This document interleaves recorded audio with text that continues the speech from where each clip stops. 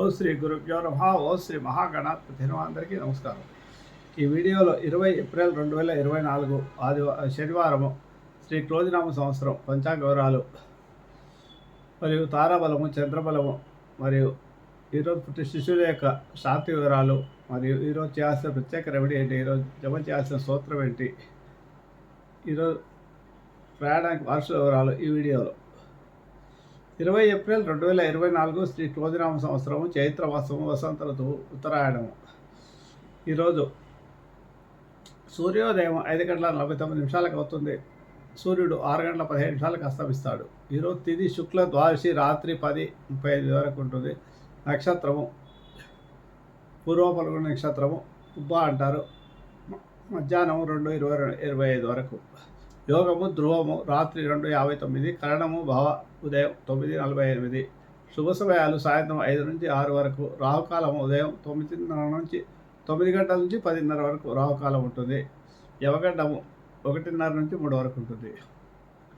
ఈ శనివారం రోజు దుర్ముహూర్తం చాలా ప్రత్యేకత ఉంది. ఈ దుర్ముహూర్తం ఉదయం 6 గంటల నుంచి 7:36 వరకు ఉంటుంది. ఈ సమయంలో కనుక మీరు ఆంజనేయ స్వామిని ఆరాధిస్తే మీకున్న శత్రుబాధలు కానీ తొలగడము, అనారోగ్య సమస్యలు తొలగడము, వివాహ ప్రయత్నాల్లో విజయం సాధించడం, ఇలా ఏదైనా సమస్య జీవితంలో వస్తే ఆ సమస్యకు పరిష్కారం ఆంజనేయ స్వామి మీకు ఇస్తాడు.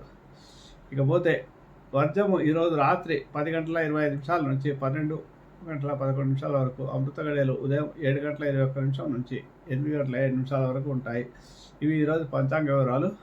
ఇకపోతే ఈరోజు శనివారం కాబట్టి నీలాంతర సమభాషణం ప్రభుత్వం యమగ్రం ఛాయ మార్తాండ సంభూతం తం నమాశ్రేష్ఠ అనే స్తోత్రాన్ని 27 సార్లు కానీ 19 సార్లుగా జపం చేసుకోండి. లేకపోతే గ్రహపీడ స్తోత్రం చదువుకోవచ్చు. సూర్యగ్రహం శనిగ్రహానికి సంబంధించింది. సూర్యపుత్రో దీర్ఘదేహ విశాలక్ష శివప్రియ మందాచార ప్రసన్నాత్మ పీఠాహర్తమై శని స్తోత్రాన్ని కానీ దర్శన స్తోత్రాన్ని కానీ జపం చేసుకోండి. ఈరోజు బాగుంటుంది. పూర్వములుగుండు కాబట్టి శుక్రగ్రహానికి సంబంధించిన స్తోత్రము హిమకుంద మణాలాభం దైత్యానం పరమం గురు సహస్ర భక్తాన్ భార్గం ప్రవణం అనే స్తోత్రాన్ని 27 సార్లు జపం చేసుకుంటే శుక్రగ్రహ దోషాలు తొలుగుతాయి.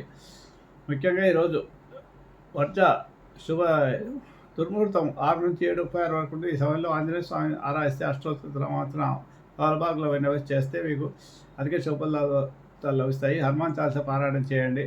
11 సార్లు మినిమం చేయండి. తర్వాత ఆంజనేయ స్వామికి గొడమాల వేయగలిగితే వేయవచ్చు. వీలైతే ఇళ్లలో చేసుకోండి, లేదా గుళ్ళల్లో చేసుకోండి. చేయడం వల్ల మీకు ఈ సంవత్సరం అంతా కూడా మంచి ఫలితాలు ఉంటాయి. ప్రతి శనివారం దుర్ముహూర్తం చేయడం వల్ల అనారోగ్య సమస్యలు, శత్రుబాధలు తొలగడమే కాక ఎవరికి వివాహ ప్రయత్నాల్లో ఆలస్యం అవుతుందో, పునర్దోషం ఉంటుందో వారికి పునర్దోషం తొలగి వివాహ ప్రయత్నాల్లో విజయం లభిస్తుంది. క్రీడల్లో రాణించాలనుకున్న క్రీడల్లో కూడా రాణిస్తారు. ఈ రకంగా ఆంజనేయ అన్ని రకాల విద్యార్థులు విద్యలో రాత్రి పూట భయపడుతూ ఇంతలో భయం ఏర్పడితే బుద్ధిని బలం యశోధైర్యం నిర్వహిత మరోగత అజాడ్యం వాక్పటంతో హనుమస్మరణాత్ అనే స్తోత్రాన్ని 11 సార్లు జపం చేసుకుని పడుకుంటే ఇతరులో భయం రాకుండా ఉంటుంది. తిరిగి ఇక ఈరోజు తారాబలాన్ని పరిశీలిస్తే పూర్వపల్గుడి నక్షత్రం కాబట్టి ఈరోజు అశ్విని మఖ మూల నక్షత్రాలకు సంపతార అవుతుంది. భరణి పూర్వ పల్గొని పూర్వాషాఢ నక్షత్రాలకి మిత్రతార అవుతుంది, బాగాలేదు. అలాగే కృత్తిక ఉత్తరాషాఢ నక్షత్రాలకు పరమతారకి బాగుంది. అలాగే రోహిణి హస్తాశ్రవణ నక్షత్రాలకు మిత్రతార అవుతుంది కాబట్టి బాగుంది. మృగశిర చిత్త ధరిష్ట నక్షత్రాలకు నైదంతార కాబట్టి బాగాలేదు. ఆరుద్ర స్వాతి శతవిష నక్షత్రాలకు సాధనతార అవుతుంది కాబట్టి బాగుంది. సర్జరీ చేసుకోవడానికి బాగుంటుంది. అలాగే పునరుసు విశాఖ పూర్వవాత నక్షత్రాలకు ప్రత్యక్తార కాబట్టి బాగాలేదు. పుష్యమి అనురాధ ఉత్తరవాత నక్షత్రాలకు క్షేమతార కాబట్టి బాగుంది. ఏవైనా వాహన కొనుగోళ్ళైనా ఏవైనా పనులు చేసుకోవచ్చు, సర్జరీస్ కూడా చేసుకోవచ్చు. ఆశ్లేష జ్యేష్ఠ రేవతి నక్షత్రాలకు విపత్తార అవుతుంది. ఇవి ఈరోజు పంచాంగ తారాబలం ఉండే రాశులు. ఇకపోతే పూర్వబలం శివరాశిలో ఉంటుంది కాబట్టి 4 పాదాలు. ఈరోజు చంద్రబలం ఉండే రాశులు ఏంటంటే ఈరోజు మిథునము, సింహము, తుల మరియు వృశ్చికము, కుంభము, మీనరాశులకు చంద్రబలం బాగుంది. తారబలం బాలేకపోతే చంద్రబలం బాగుంటే ఏమైనా పనులు చేసుకోవచ్చు. ఈ రోజు ఉండే నక్షత్ర జప చేసుకొని కానీ నక్షత్ర జపానికి సంబంధించిన దానం చేసుకొని కానీ చేసుకుంటే మంచి ఫలితాలు వస్తాయి. ఇకపోతే ఈరోజు పుట్టిన మగా నక్షత్రంలో పుట్టిన పూర్వ పల్గొన నక్షత్రంలో పుట్టిన శిశువుల యొక్క శాంతి వివరాలు పరిశీలిద్దాం. ఈరోజు ఈ పూర్వబల నక్షత్రంలో ఏ పాదంలో శిశువు జన్మైనా సామాన్య దోషం ఉంటుంది.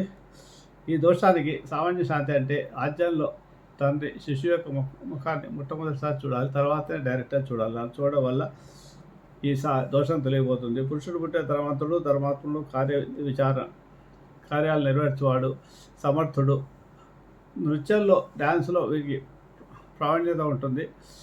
స్త్రీ పుట్టిన ఉత్తమ సంతానం కలిగినది, ధనవంతురాలు, శత్రుజయం పొందినది, గర్విష్ఠురాలు అనుకోవచ్చు. శివరాశి కాబట్టి వీళ్ళకి కొద్దిగా క్రమశిక్షణ అనేది ఉంటుంది.